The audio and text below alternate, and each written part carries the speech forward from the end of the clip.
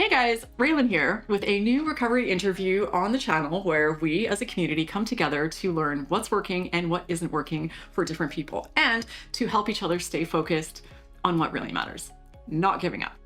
Today, I'm super excited to welcome Rob Essner. He is originally from England, but is currently in Austria. So it'll be interesting to see how Hansla, my video editor, figures out the map for this.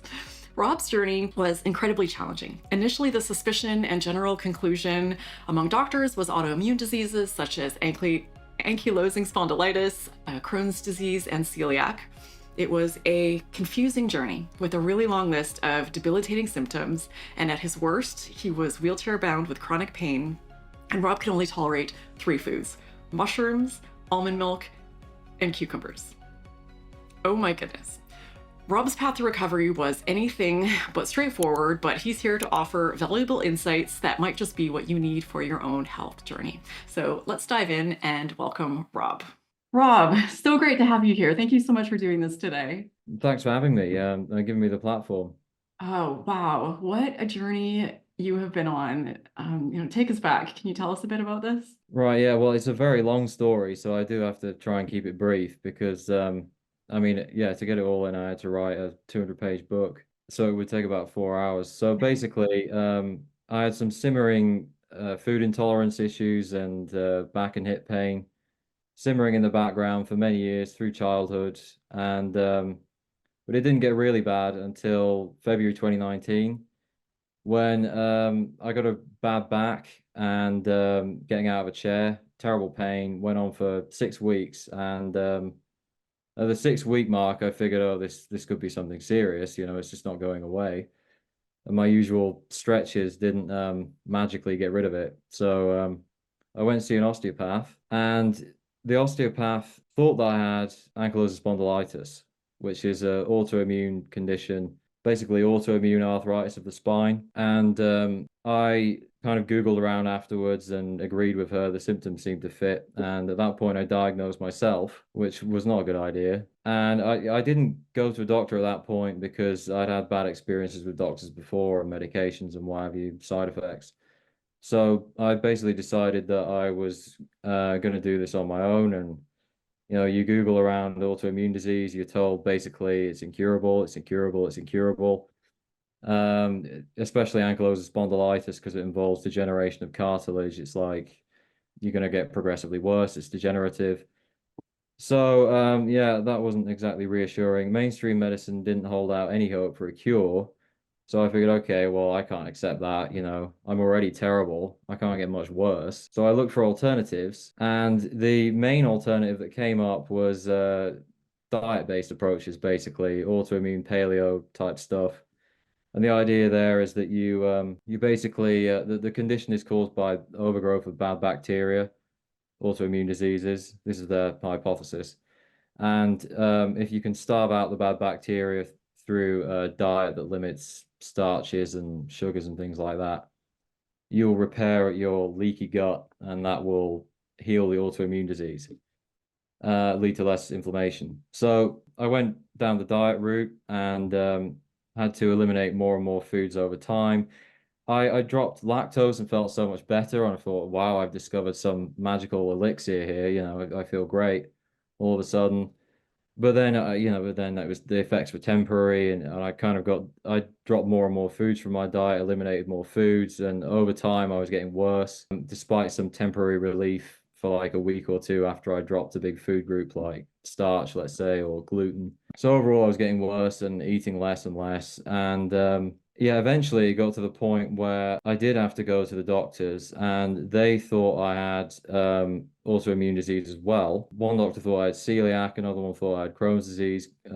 5 doctors thought I had autoimmune disease, and Crohn's was the leading candidate. And basically, yeah, I mean, I had terrible digestive problems. I reacted terribly to all foods. At my worst, I was down to 1,000 calories from mushrooms, cucumbers, courgettes, and almond milk, 1,000 calories a day, and that went on for 4 months. So I was very emaciated, malnourished, and starved. Yeah, I had terrible back and hip pain, very little mobility. One hospital appointment I went to for an ultrasound, I couldn't walk all the way to the ultrasound.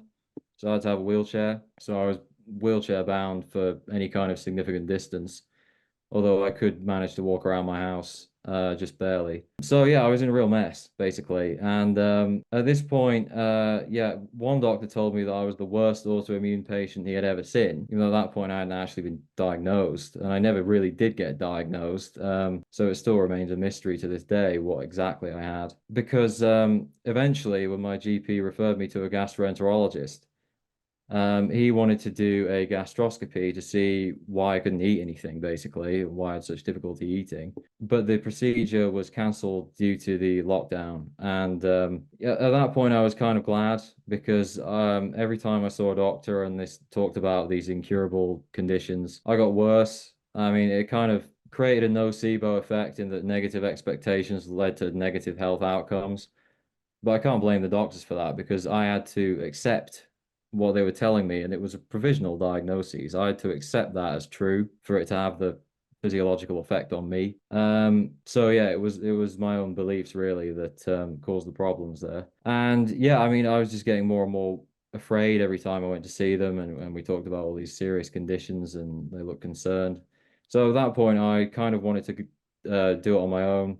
And so, yeah, I was actually kind of glad that everything was cancelled. And I was very desperate at this point. And before all of this, I was agnostic. But I was so desperate that I prayed, and I prayed to Christ that I would spread whatever message he wanted me to spread if I recovered. And shortly after that, Amazon recommended me a book by Dr. John Sarno called Healing Back Pain. Yeah, I thought John Sarno's hypothesis, as many people watching this probably know, back pain psychosomatic. It's a distraction from repressed emotions, this kind of thing. At first, I didn't think that this applied to me because I thought I've got an autoimmune disease. Sarno was talking about chronic pain. Yeah, I kind of left it on my nightstand for 2 months, which in hindsight was just a means of repressing the truth, ultimately. And I was finally convinced to read the book by a dream that I had.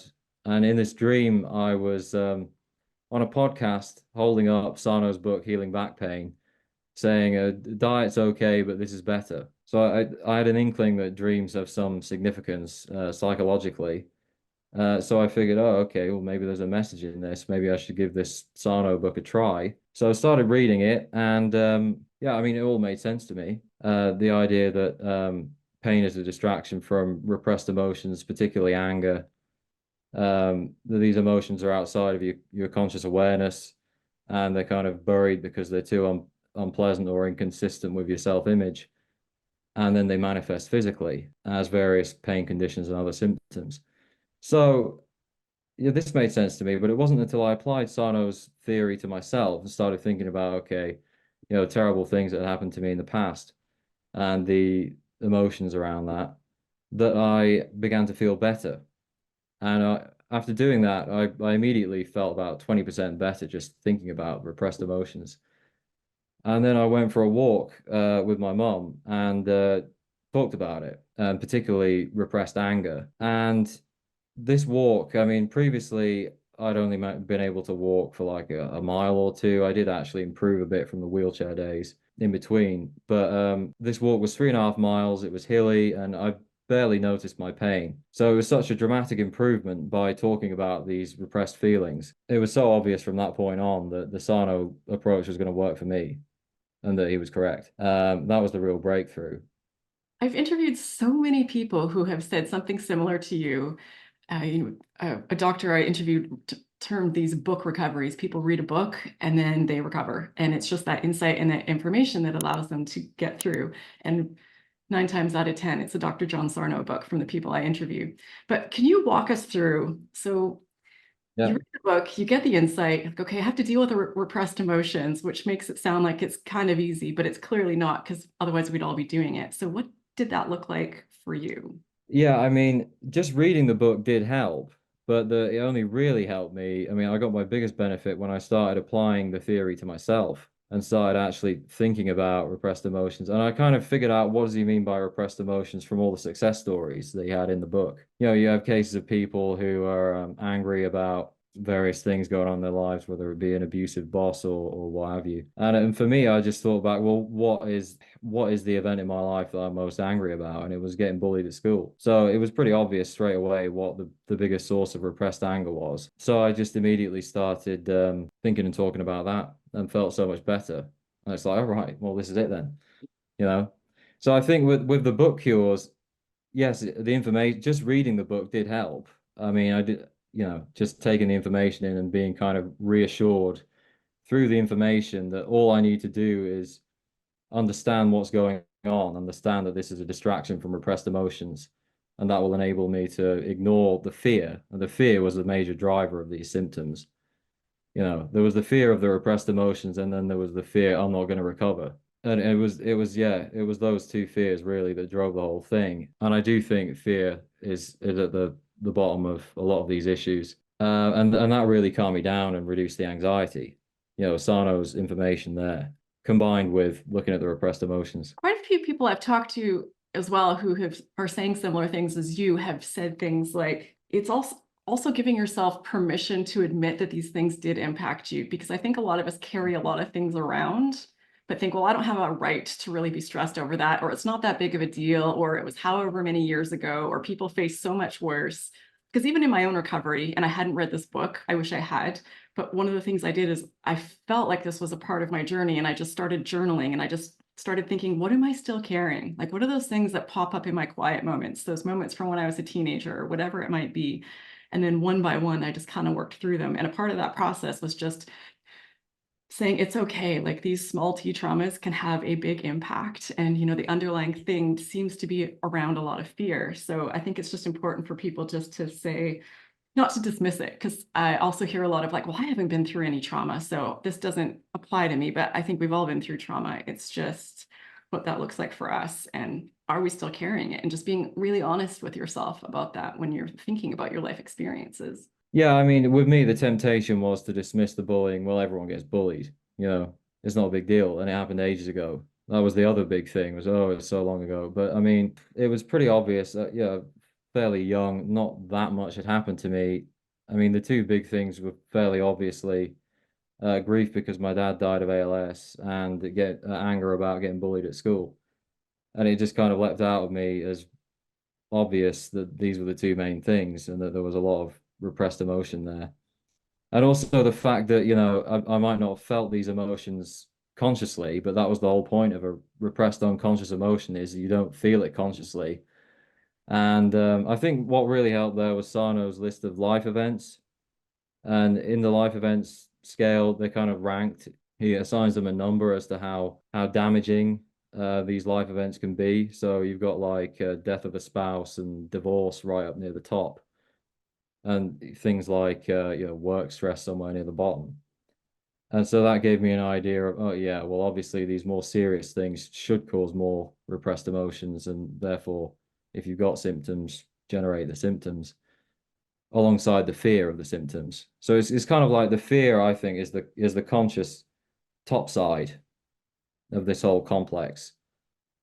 Fear of the symptom, continually giving it more attention, and then there's the unconscious bottom side of it, which is all the repressed anger usually, or grief sometimes guilt. Yeah, the fear is getting you looking away from the unconscious, emotion underneath is usually very unpleasant. Yeah, I'm sorry. It compounds, doesn't it? Because it's a protective mechanism from your threat assessment system is in your body and they give you these symptoms. But then our response to those symptoms can further exacerbate that fear. So this can become that downward spiral that can leave people bedbound. It just keeps feeding it. Life just gets Yeah. scarier and more unsafe. I mean, if you don't interrupt those patterns and recognize what's going on, it can just keep getting worse and worse and worse. I'm curious because you had talked about autoimmune disease, and this was your suspicion or the conclusion or the hypothesis of a lot of different doctors that you saw. So do you feel that this TMS method from Dr. John Sarno was addressing autoimmune disease, or is it effective with autoimmune disease in general? Well, I have to kind of go with my doctors and assume I probably did have Crohn's. I mean, I don't really know. to be honest. It could have been a whole bunch of different psychosomatic mind-body issues bundled together, I suppose. I have had, yeah, I do mind-body coaching, and I had a client who definitely had ankylosing spondylitis. He had scans and blood work and everything totally diagnosed. And after 4 consultations, he's pretty much almost fully recovered. I mean, he gets mild flares, but they go away pretty quickly.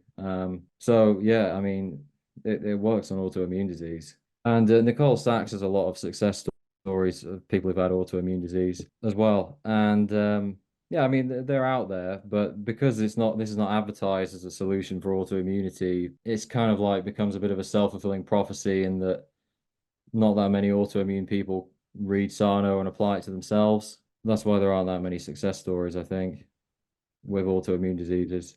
As the goalposts of science get shifted and this becomes the dominant approach for chronic pain and chronic fatigue and similar things, and it becomes, mainstream medical practice for those conditions, then the goalposts of science are going to shift, and they're going to start finding evidence that this applies to autoimmune disease and other more serious conditions as well. But yeah, I mean, I made the leap, and it definitely worked, or whatever I had. So yeah, I'm grateful for that. You talk about your mindset quite a bit and your belief in all of this and your confidence. How important do you think all of that was in this process? Oh, absolutely crucial. I mean, a part I kind of missed out during the recovery process was that before I did my deal with Christ and all that, I decided that I was going to recover. Yeah, because I was just in such a terrible state that I couldn't tolerate the idea of getting worse. It was completely unbearable to me, and I was already in absolute torment. So, compounding that suffering with the pessimism of, oh, it's just going to get worse, it was too much. I couldn't take it. So I just, in the end, refused to accept that this was incurable, and just decided that I was going to recover. And I do actually think that that really was the turning point. I mean, the divine bargain with Christ helped enormously, but that decision was absolutely crucial because at some point, with sickness, you get the diagnosis from the doctor, but then you kind of diagnose yourself as well, and everyone kind of unconsciously thinks, okay, I've got this, and sometimes it's incurable. Yeah, I mean, I just basically refused to accept that, and decided that I would recover, which is very important. And it wasn't like so much as a belief, it was just an absolute complete resolution. I had to recover because my life was unbearable. So it went a bit beyond belief, really, if I'm being honest. But belief is very important. I mean, if you look at the placebo effect, and all the placebo cures that are possible. And also the fact that a lot of these treatments don't work particularly well, mind-body treatments don't work particularly well if the information isn't understood, if there's no understanding of a link between mind and body, or no belief in it. So belief is very important. So once you started understanding all of this and working on your repressed emotions and, doing the work for this, was it pretty much a more or less straight journey to recovery, or what did that look like? Yeah, I mean, I hit a wall fairly early on where I got hit with symptom imperative. So, I mean, I was making some progress, and started walking about 5 or 6 miles a day. But then my feet swelled up, and absolutely massive swelling. They were so big I couldn't really put my shoe. I could just barely put my shoes on, which is kind of ridiculous. And so I figured, okay, well, look, I mean, the back pain's diminishing, the digestive problems are diminishing. This sounds a lot like what John Sarno described as the symptom imperative, which is the idea that when you begin to make progress, or you get some kind of relief from one of your symptoms, the symptoms shift to a different area or a different bodily system altogether. So it's a bit like, okay, he's seen through one distraction, let's just throw a different one at him and see if that gets his attention. Is basically how I conceived of it. So I knew it was symptom imperative. I kept walking even though I had to kind of limp and struggle to put my shoes on. And I only really got rid of the symptom imperative when I started journaling about repressed grief, about my father's death. He died of ALS. And within 10 minutes of doing that, my feet deflated as if someone had put a pin in the whoopee cushion. Yeah, I mean, almost back to normal size. So yeah, I mean, at that point, there was no doubt that yes, this is symptom imperative. Anything else I get hit with is going to be symptom imperative, and it can be dispelled in the same way. So it sounds like symptom imperative is, your body's way of telling you that you haven't still quite dealt with everything. And it's a little bit of like whack-a-mole, like, okay, you've kind of got this symptom under control, but you still haven't dealt with this thing, this fear, whatever it is you're carrying. So we're going to throw you something else. So these symptoms are actually signs, probably to help you as you're working through it. Like maybe there's some more work Yeah, to do before yeah. you I mean, keep addressing. yeah, that's a good way of looking at it. The basically the body is trying to symbolically express something. I mean, for instance, like a lot of back pain sufferers, I was rigid, and I think that was symbolic of a psychologically rigid attitude. I wasn't accommodating all of this unpleasant stuff in the unconscious, so my ego was being too rigid, and that was reflected symbolically by the rigidity of my back. So yeah, I mean, it's one way to look at it is distractions, but if you can see through the distraction and decode the unconscious emotions it's pointing to, it becomes a kind of symbolic message from the unconscious, which is a good way to look at it. And it's there was more repressed emotions to be dealt with, but it's also, I think, just the ego's way of trying to maintain this strategy of this illness as a repression technique to keep you focused on the illness or some kind of physical problem. And if you begin to see through one physical problem and you're no longer afraid of that, it'll just go to whatever else you're kind of afraid of, or something that you may not consider to be a fairly benign condition, to really ramp up the fear again and get your attention back, as a repression technique. Yeah, and a lot of these symptom imperative things that I got hit with, I didn't have to go through the underlying repressed emotions. You just had to kind of ignore the fear and plow through it, really. It wasn't always necessary to go through all the repressed emotions. And I would like to say that a lot of Sarno's patients didn't have to do a lot of emotional work. I mean, they had to connect the dots in some way between stress and symptoms. The main thing really was accepting it's a psychosomatic reversible problem. They just really had to understand what was going on, especially in the milder cases. And resume normal activities was Sarno's number one rule for recovery, because you're not fully recovered if there's still things you can't do, like you can't bend, let's say, or things you must do, like, oh, I need to, apply this ice pack every day or I get terrible pain. So, yeah, I mean, sometimes it's enough to just realize it's symptom imperative and carry on. That works sometimes. So it sounds like this whole journey has changed the trajectory of your life quite a bit. This happened to you, I'm assuming, pretty young. You look fairly young. I don't imagine your original goal in life was to write a book about health or become a coach. So kind of, if you can tell us, what track were you on before, and that what are you doing? How did that change you? And what are you doing now? And what do you have available for people who are Oh, looking for support? yeah. It's been a complete transformation. I mean, before my life was dominated by fear, really. The fear, and I was very restricted and circumscribed by what I could do. I didn't leave my house for 10 months during this illness. And now, I go traveling, I can exercise, run, lift weights, eat whatever I like, within reason, of course.